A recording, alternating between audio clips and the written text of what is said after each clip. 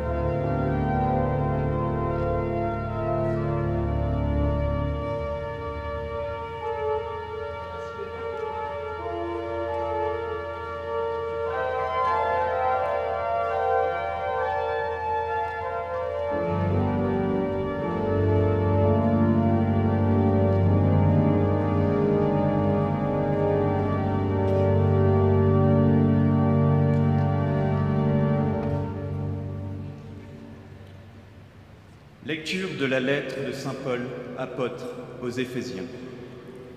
Ainsi donc, vous n'êtes plus des étrangers, ni des gens de passage.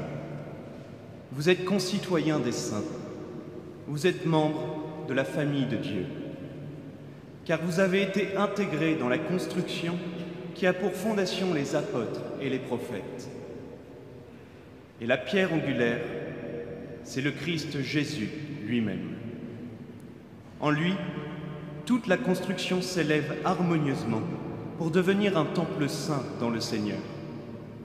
En lui, vous êtes vous aussi les éléments d'une même construction pour devenir une demeure de Dieu par l'Esprit Saint.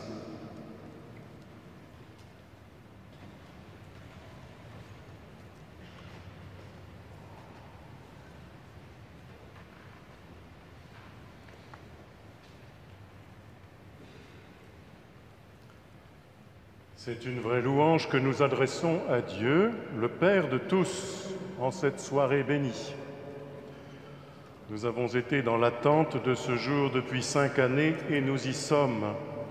Nous rendons grâce pour ce chantier si incroyable, mené avec grande énergie, mais aussi grande volonté de toutes les parties prenantes de le faire réussir, pour la joie de tous à l'évidence. Pour la satisfaction d'avoir relevé un défi inouï. Et il ne faut pas manquer de le dire pour le renom de la France, dont les entreprises ont démontré leur immense savoir-faire en matière de restauration de l'ancien. Une belle louange à Dieu qui nous a donné de rendre possible ce qui a priori ne le paraissait pas. Nous l'avons entendu dans le psaume. De la poussière, il relève le faible, il retire le pauvre de la cendre pour qu'il siège parmi les princes de son peuple. En effet, ce ne sont pas seulement les princes, les chefs, les notables qui ont leur place dans l'Église. Nous voulons qu'en elle puissent venir ceux qui habituellement ne s'en sentent pas dignes. Tant d'hommes et de femmes ne pensent pas qu'ils soient invités à entrer dans une église, parce qu'ils croient que l'église est réservée à ceux qui la fréquentent depuis toujours, à ceux qui connaissent les codes qu'on y respecte, à ceux qui savent chanter, à ceux qui pourront donner leur offrande, à ceux qui sont dans la droite ligne morale, à ceux qui ont des relations.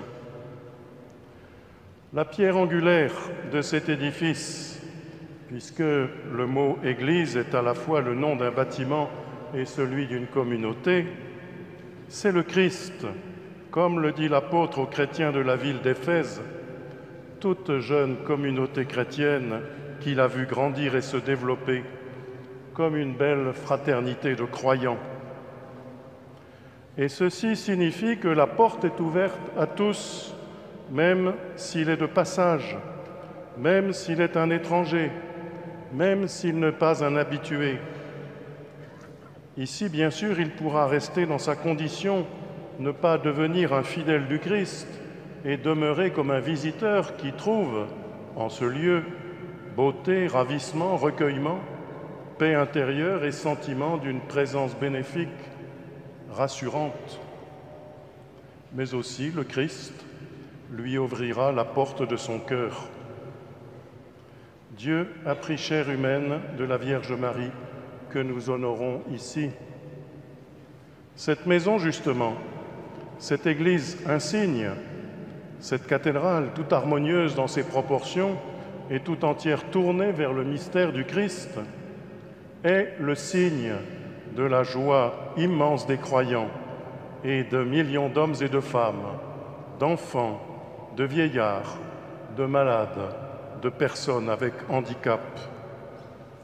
Cette Église, cette cathédrale qui parle à tant de monde, elle a traversé les siècles, gardant son identité bien reconnaissable.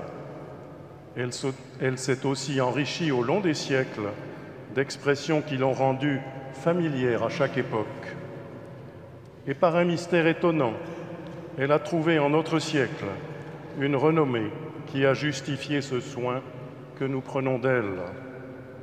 Elle est comme un message qui traverse les époques et les frontières. Vous qui entrez ici, soyez bienvenus, que vous soyez chrétiens ou non, croyants ou non.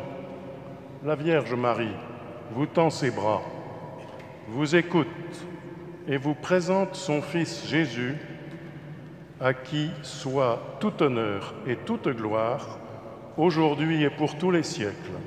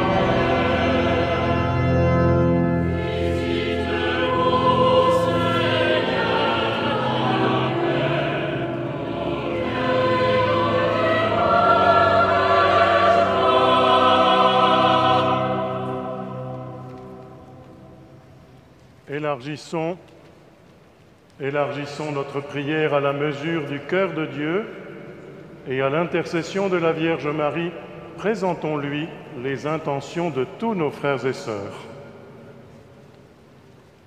Pour tous ceux et celles qui, au long des 5 dernières années, ont œuvré au relèvement de Notre-Dame, pour que tous ceux qui viendront en cette cathédrale puissent goûter et voir la beauté et la bonté de Dieu, prions le Seigneur.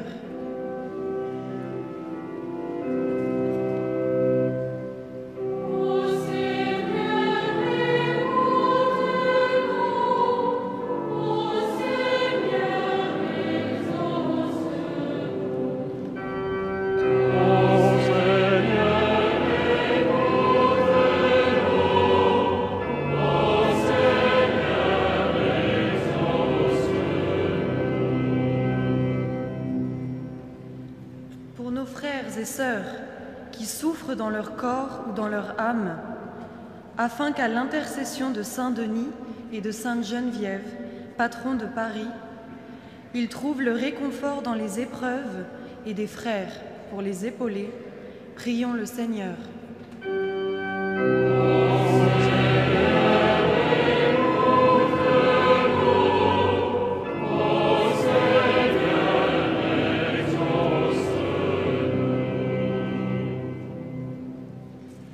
Tous les peuples de la terre, pour ceux qui exercent la lourde charge de les gouverner et pour ceux qui subissent les horreurs de la guerre, afin que tous ensemble, nous recherchions la justice et les voies de la fraternité, prions le Seigneur.